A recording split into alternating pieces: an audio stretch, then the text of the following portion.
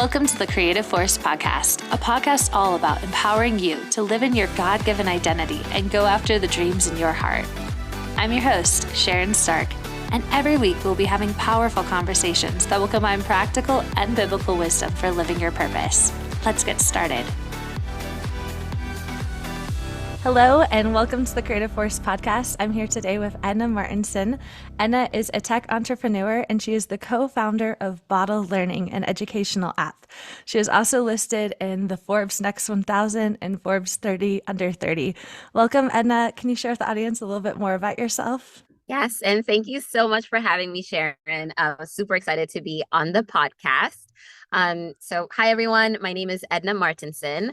I'm co-founder of Bottle Learning. We're a gaming platform for education that's helping elementary school students tackle learning gaps in math and English through fun and interactive games.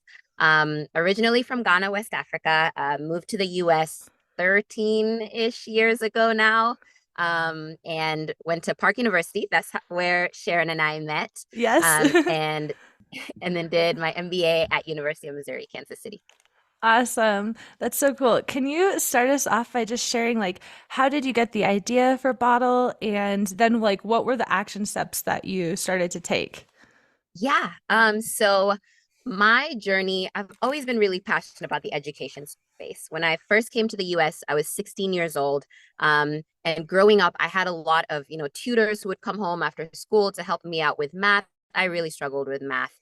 So to help me out with math, and that extra assistance really helped me thrive. And those opportunities that education opened up for me, allowed me to come to this country, to pursue my undergrad and my grad. So really passionate about giving the next generation access to high quality learning resources. And in 2016, I met my husband, Clarence, and he was really interested in education as well, but he had such a strong gaming background. So he built and designed video games. And we kind of fell in love with that intersection of games and education and how games can really be used to inspire kids to love learning.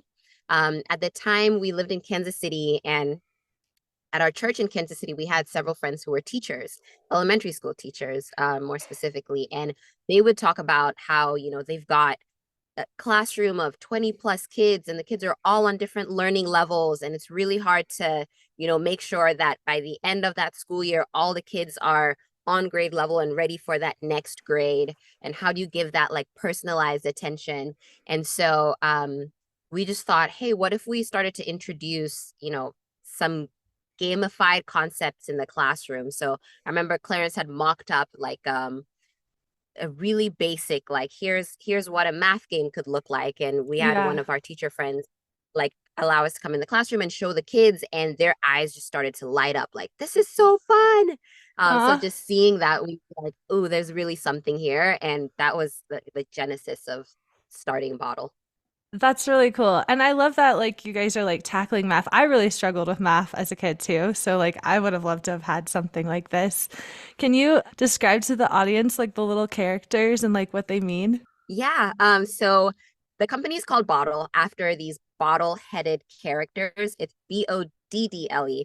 We couldn't get the website name for Bottle, so we're gonna have to come.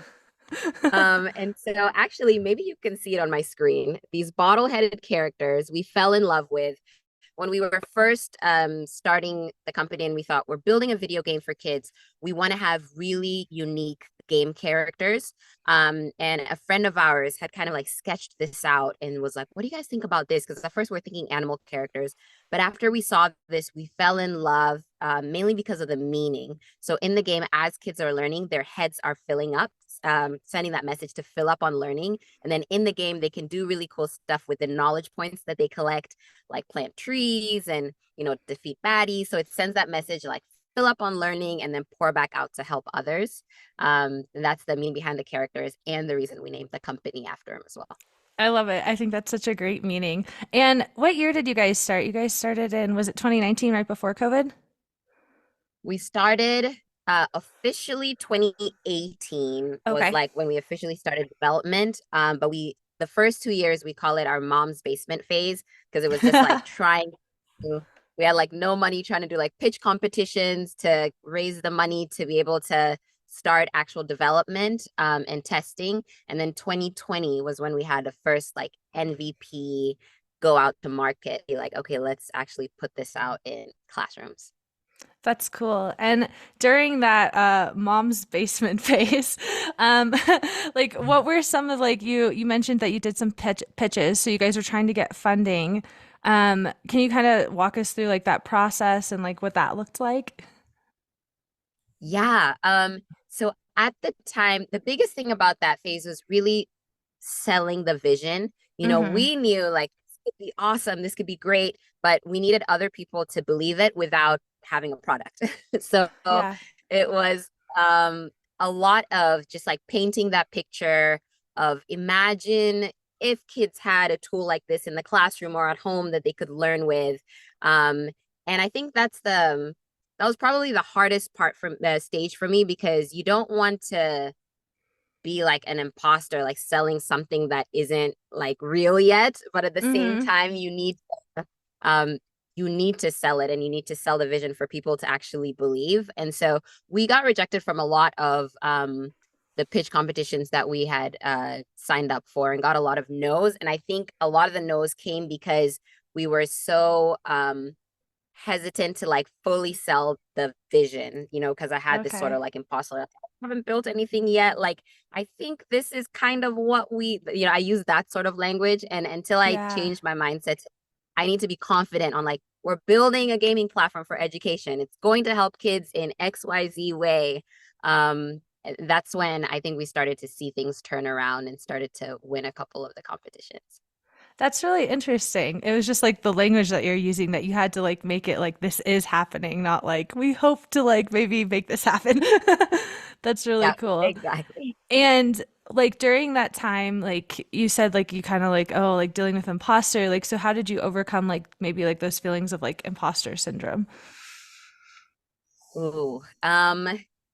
One of the biggest things was like having conversations with other founders who were at not like at our stage at a higher stage than us, but not too far off, because they kind of understood exactly where we were at and gave such encouraging words on like, hey, you guys like have a big vision, just keep going. And I think that encouragement really helped me, even speaking to people who had won some of these competitions just the year before and seeing what their Yeah. journey was like, oh, it was actually quite similar, like they didn't have a product like when they were first starting off and first won this competition, but the competition dollars helped them, develop their product. And so once I just started having those conversations, it really did help.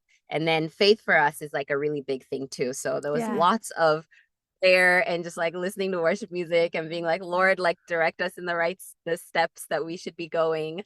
So that played a big part as well. Yeah, can you talk more about that and just like how your relationship with God has like impacted your like entrepreneurship journey? Yes. So it's definitely like the most pivotal part of life in general, but I think like as an entrepreneur, it has like my relationship with the Lord has definitely gone a lot closer because there's so many moments where we have entrepreneurship is like this ups and downs, ups and downs. And there's so many moments like this is it, we're crashing and burning, and then it's like something happens, not out of my striving even. It's just like wow, like I guess you could call it luck, but me, I feel like it's like the grace of God that like, oh, something came through, for us. And then it's like Praise now we God. have the funding to keep going, or we found somebody who's interested in helping us and volunteering their time. So there've been so many of those moments that I just know like, okay, Lord, like this is a blessing from God. And it's really helped. But it's definitely been a journey, especially when you're like in those moments, those challenging moments where you're trying to figure out like what do we do? Things just don't seem to be going right.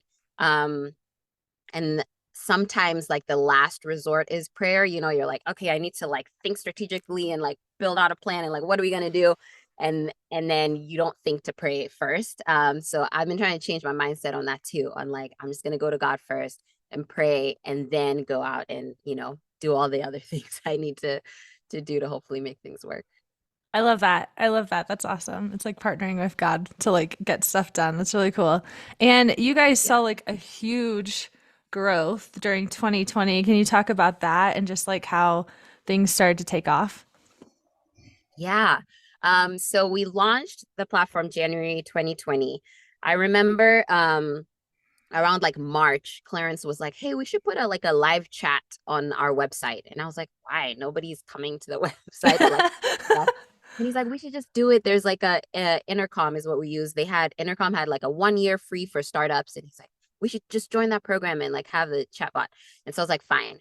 I think we did this like first week of March. And by like the second week of March, we started getting some messages and it would go to our phones. But it'll be like 10 p.m. at night, 11 p.m. There's like an educator somewhere, not in the US, like somewhere in a different country, Luxembourg. I remember we got one Oh, where that's she was cool. like, "I'm trying to figure out like what I'm gonna do. Like we're going remote." And at that time, I mean, Kansas City schools were like, we were still all in session. I remember we were just about to fly out to Austin for South by Southwest. And all of a sudden we're like, all these teachers, in other countries are going remote. What's happening? And then soon after it was like South by is canceled, like, and the Big 12, I remember they canceled it that day. And then our phones just started blowing up with messages from teachers in the Oh, US saying, like, "Hey, our classrooms are going remote. We need help to figure out like tools that we're going to implement." And all of a sudden we went from we started off with a little over 1,000 students piloting the platform to 50,000 registered students on the platform. wow. And we were not expecting that at all. But it was just that little effort of like putting the live chat on the website really helped us a lot because we were able to support teachers in real time when they were going through something, huge for them and their whole worlds were turning upside down. We were there like in the moment to be like, "Okay, let's help you out. What do you need?" And they taught us a lot as well of like what our platform didn't have that we needed to implement in order to actually serve them better. That's really cool. And I think it's cool because it's like you talked earlier about like the grace of God. Like the fact that everything lined up that in that moment like you guys were ready to like meet the needs of like everybody during that time. Like that's Yeah. awesome. That's really cool. And I know like you have like a really busy schedule and all of that. So how do you keep your relationship with God intentional with like all this stuff going on and building this platform? What does that Um, look like? for us, we do. Clarence calls it QT. He has it on his calendar, like QT. So it's like quiet time with the Lord. Yeah. And we like to do that separately too, because I think it is important, like as a married couple, to both like have those separate moments and like moments together in Mm. prayer. And so in the mornings, like I'll wake up at 6 a.m. and have just like an hour to read my Bible and pray. And that gets harder when it's like, oh, I'm traveling and I'm in New York, and here and there. But I always try and like make that time. I'm trying to do it more in the mornings than at night too, because I don't know why. I will, if I'm about to go to bed and I'm reading, I will just fall asleep. Yeah, I similar. do in the morning. Yeah.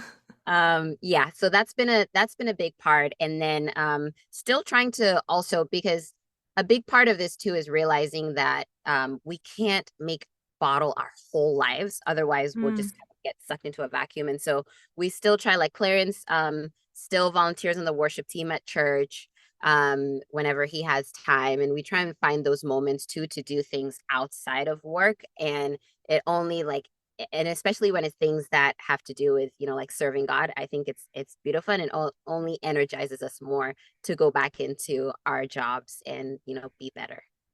That's awesome. That's really cool.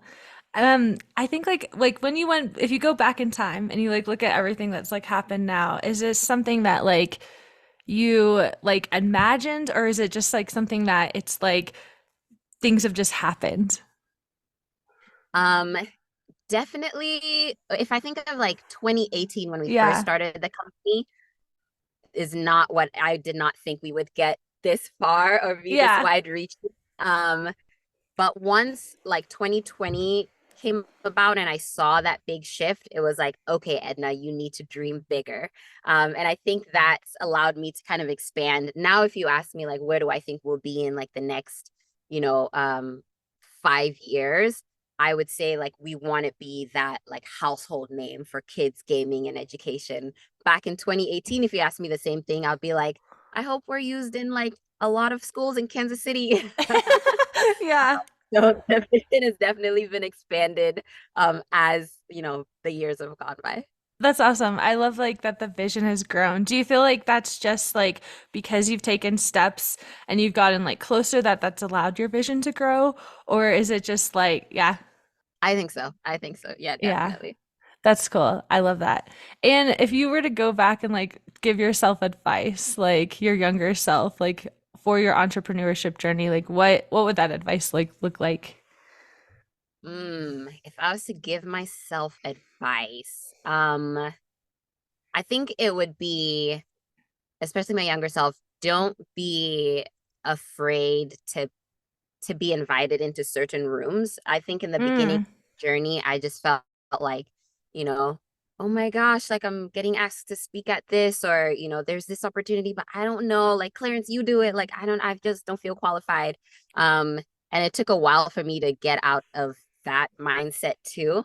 So I think I would just tell my younger self, like, don't feel that imposter syndrome, like you don't belong in those rooms. And what's helped a lot with that is just the more I have been in those rooms and having conversations with other people in those rooms, we're all in the same boat. Like, yeah. every, like there's nobody in a room that like knows everything, and we're all learning. And the people that are in these rooms are people who are willing to step out there and be like, hey, I know this that I'm willing to share with a group, but there's so much more that I don't know that I'm here to learn as well. And so just learning from them too has helped to me to build my own confidence.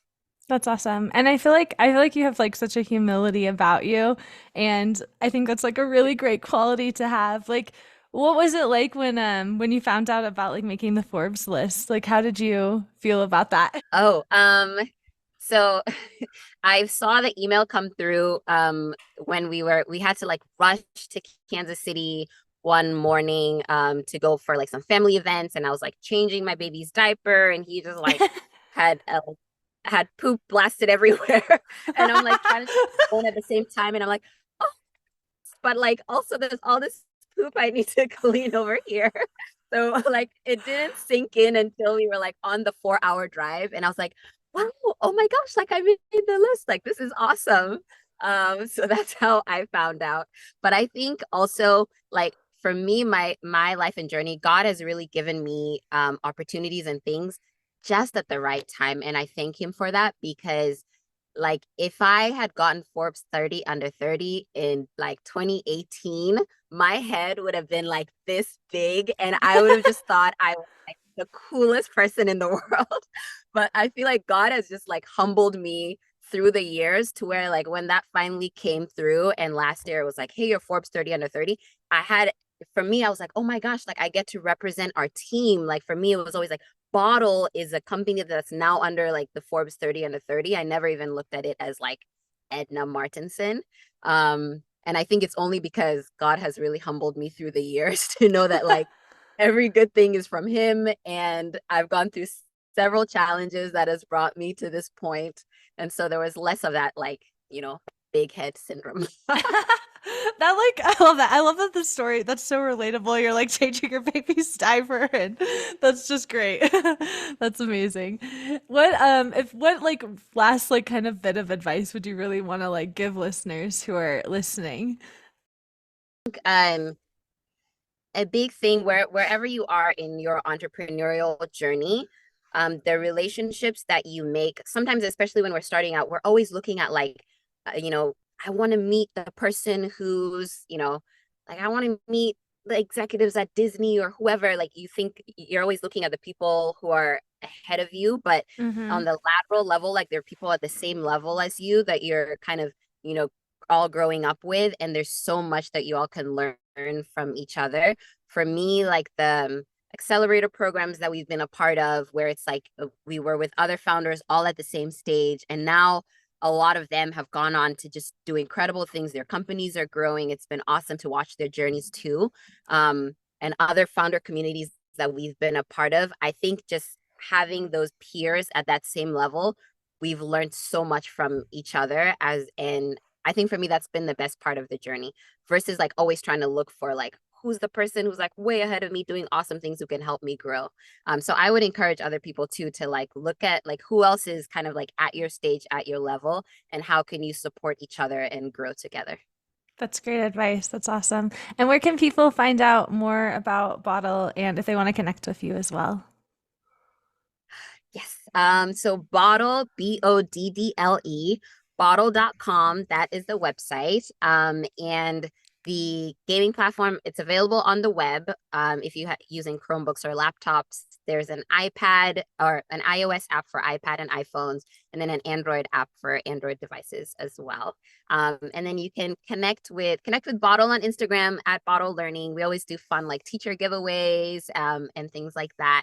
And then my Instagram is at Edna Sophie, Sophie. Awesome. Thank you so much, Edna. I appreciate your time. Thank you. Do you have big dreams but no idea how to get there? Do you struggle with accomplishing the things that are most important to you? If you answered yes to those questions, I would like to offer you my free workbook called How to Get Unstuck, a free guide on how to get unstuck and live your dreams. This resource is full of tactics I use to help get me unstuck, and I believe that they will do the same for you. You can download this free guide on my blog at youarecreativeforce.com. The show notes for today's episode are available on my blog at youarecreativeforce.com, as well as other resources and inspiration to go after your dreams.